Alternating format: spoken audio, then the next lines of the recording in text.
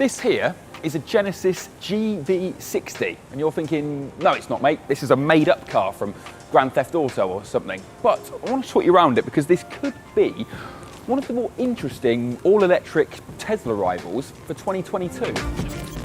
So what exactly is a Genesis? Well, in the beginning, there was Hyundai, and well, Hyundai's been making really good cars of late, the N hot hatches, the Ioniq family of electric cars, but they've got ambitions to grow and take on all the premium players, not just Cadillac right here in the United States, but the likes of Jaguar, and of course the Germans, the big guns, Audi, Mercedes, BMW. To do that right now in 2022, you need an electric car, you need a bespoke EV. So that's what the GV60 is here to do. It's here to say, I've got plenty of range, I've got interesting tech, interesting looks, and you should take the Koreans seriously as a maker of luxury goods.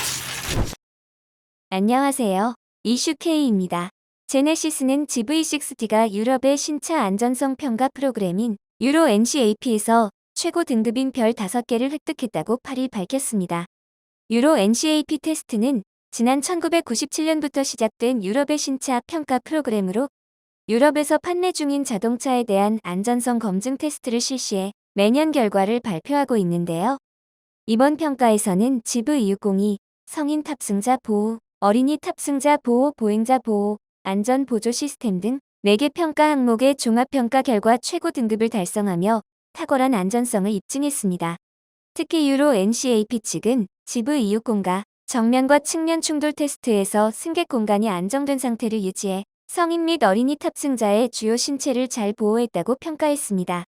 이를 통해 제네시스 관계자는 이번 결과는 최고 안전 시스템을 제공하겠다는 제네시스의 변함없는 고객과의 약속을 명백하게 입증한 것이라고 말하였습니다.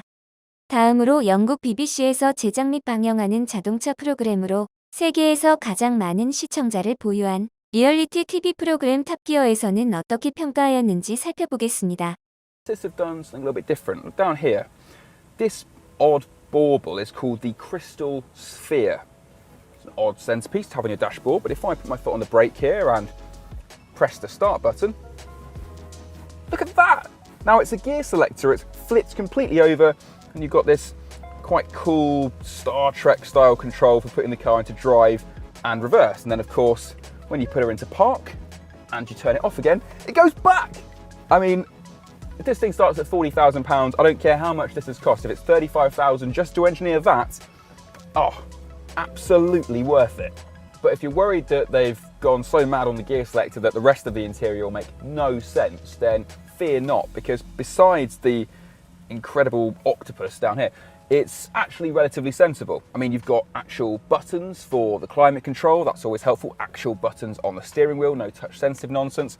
Paddles, of course, these are adjusting the regen braking. Still got normal indicator stalks, we still have a round steering wheel. You can't find that in a few Teslas these days. And then the GV60 has got new screens. This is kind of a headline act. Unlike the Hyundai Ioniq and the Kia EV6, this has got a kind of curved bezel, sort of rotated towards the driver like that. And the interfaces are just faster. It just reacts more quickly. And there's some really cool graphics going on in here. The settings menu allows you to kind of swipe through a 360 model of the car. I mean, that's just cool. It's just something that people are going to look at when they get in the car and think, this does feel like an expensive bit of kit. Of course, what makes the car feel really expensive are the materials. I know you don't have smelly vision, but take it from me, I don't find Hyundai's the nicest smelling cars, if I'm quite honest with you, but this has a rather expensive aroma. And then the shut lines on everything, the materials, we've got this kind of knurled finish here on the center console. Here we've actually got iDrive style dial and some home and menu buttons, so you don't have to use the touchscreen if you don't want to, you can just do it down here. That feels like you're cracking a safe. That has been put together really beautifully. And all the controls just feel really well put together. Maybe there's a little bit too much plastic pretending to be metal, but overall, absolutely feels a cut above what you've normally had from Korea. 이미 유럽과 북미 여러 매체에서는 GV60에 대한 호평이 쏟아지고 있는 상황인데요. 미국의 자동차 전문 매체 카앤드라이버의 의견도 눈에 띕니다. 그들은 GV260에 대해 가속 페달 하나로 가감속을 할 수 있는 회생 제동 시스템 덕분에 주행 중에도 브레이크가 큰 스트레스를 받지 않는다. 연속된 코너에서 차체 조종성도 좋다. 기어 변속을 하지 않는다는 점을 제외하면 포르쉐 마칸과 유사한 핸들링을 보여준다는 말을 남겼습니다. 또한 독일의 대표 자동차 전문지 아우토빌트가 진행한 유럽 최신 전기차인 폭스바겐 ID.5 GTX, 볼보 C40 리차지와의 비교 평가에서 우위를 점하기도 하였습니다. GV260이 이미 유럽 전기차 시장에 안착한 현지 대표 전기차들을 상대로 우위를 점했다는 점에서 결과는 의미가 깊다고 할 수 있습니다. 유럽 및 북미 네티즌들은 이미 GV60 차에 대한 칭찬이 자자한 상황인데요. 몇몇을 간추려 살펴보겠습니다. 현대차의 디자인 게임은 지난 2년 동안 1위를 차지했다. 그들은 매번 자신을 능가하고 있다. 나는 이 차가 완벽한 인테리어 레이아웃을 가지고 있다고 생각한다. 인체 공학적으로 배치된 두 개의 스크린은 승객과 운전자 모두의 손이 닿는 곳에, 그리고 양쪽 모두의 시야에 매우 유용합니다. 에어컨에는 물리적 버튼이 있고 대시보드에도 매우 잘 배치되어 있습니다. 제네시스는 말 그대로 죽이고 있습니다. 나는 그들이 하는 일을 너무 좋아합니다. 이것이 제 이모가 90년대에 보라색 액센트를 구입한 것과 같은 회사라는 것이 놀랍습니다. 세계가 뒤처져 있습니다. 짧은 시간에 그들이 이렇게 멀리까지 오는 것을 보니 너무 좋습니다. 다음으로는 영국의 자동차 리뷰 유튜브 채널인 카구루츠 UK에서 다룬 GV60에 대한 리뷰를 살펴보겠습니다.